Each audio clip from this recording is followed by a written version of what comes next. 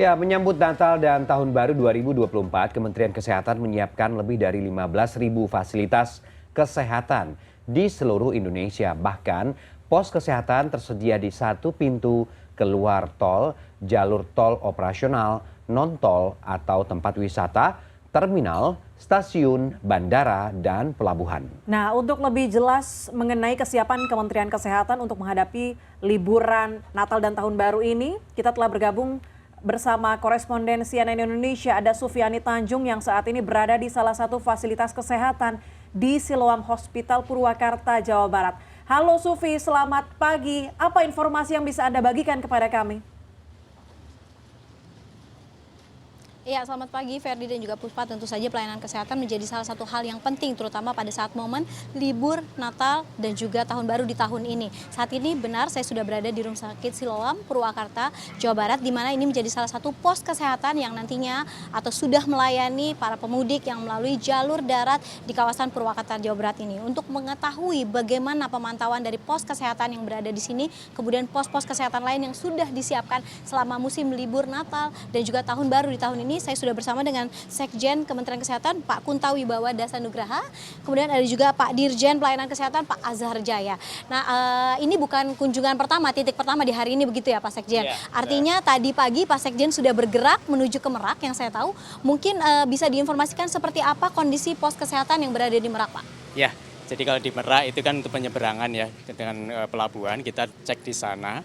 Pos kesehatan yang ada di Banten secara garis besar masih terkendali, yang rata-rata katanya setiap hari ada 7 masyarakat yang dilayani di posko tadi.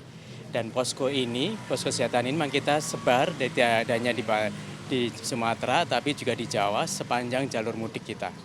Ini adalah kerjasama yang sangat erat antara kita, Kementerian Kesehatan, dengan BNPB, Kementerian Perhubungan, kemudian BPJS Kesehatan, dan juga pastinya Polri.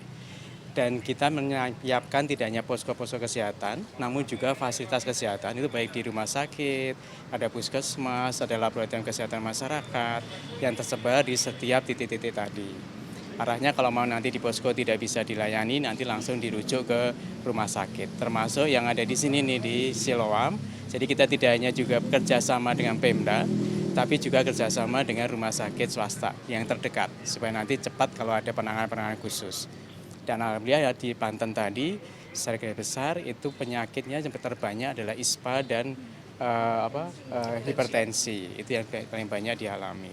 Dan kita juga melakukan tes terhadap driver, para pemudi, terutama yang di truk dan lain-lain, dia narkoba atau tidak. Dan alhamdulillah tidak ada yang seperti itu. Ini adalah kesiapan kita untuk menghadapi arus mudik dan kan nanti sampai jadi dimulai tanggal 18 Desember sampai nanti tanggal 6 Januari.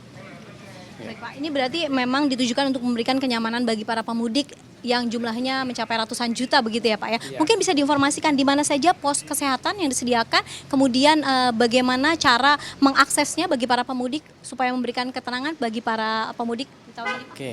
Kalau di mana saja ya nanti Pak Aco ya, tapi jelas dia ada di rest area, kemudian di pos-pos ini tadi penyeberangan, kemudian di puskesmas dan juga di beberapa titik-titik di rest area dan lain-lain, di tol-tol, pintu-pintu tol dan lain-lain.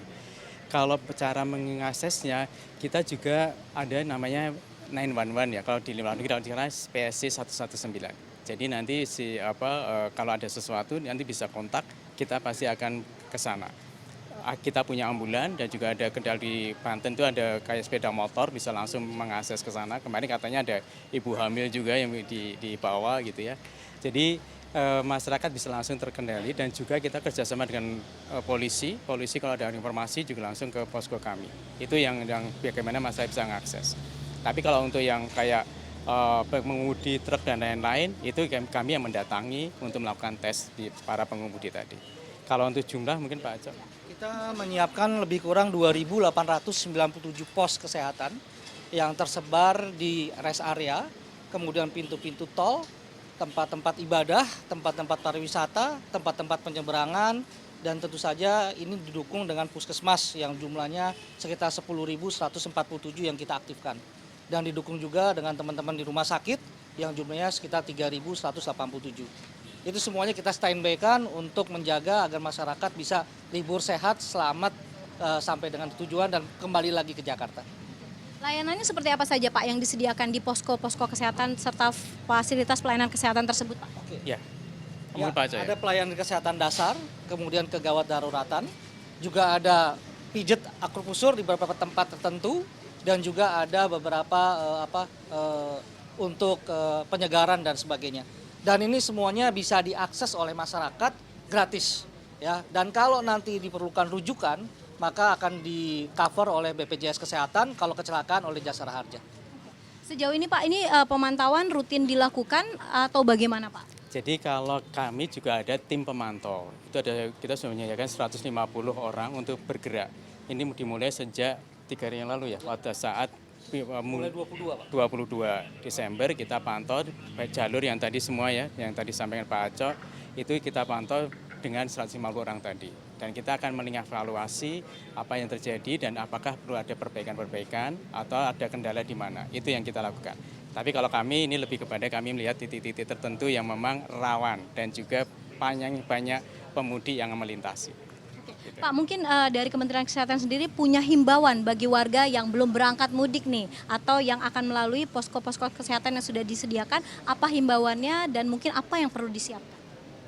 Jadi himbauan kami dari pemudik ya, karena kita juga sekarang ada peningkatan kasus ISPA dan juga COVID, itu tetap menjaga protokol kesehatan, itu yang penting. Dan juga kalau memang sakit atau mengalami flu atau apa ya pakai masker. Dan juga kesehatan itu yang penting. Jadi kalau pada saat mau pergi ya jagalah ininya ya, tes kesehatan dan kondisinya itu yang paling penting untuk dijaga. Termasuk ya jangan minum yang aneh-aneh kalau untuk yang para pengemudi dan lain-lainnya.